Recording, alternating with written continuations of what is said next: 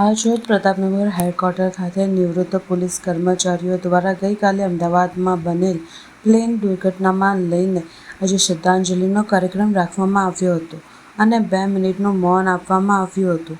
ખાસ કરીને મોટી સંખ્યામાં શ્રદ્ધાંજલિ માટે જોડાયા હતા.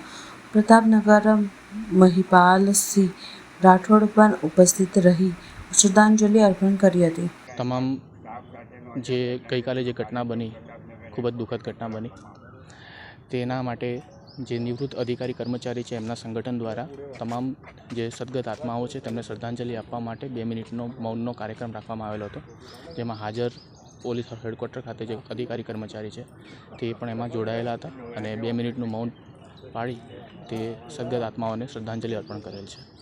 ગઈકાલે અમદાવાદ મેઘાની નગરમાં એર ઇન્ડિયાનું જે પ્લેન અકસ્માતનો બનાવ બનેલ એમાં 290થી ઉપર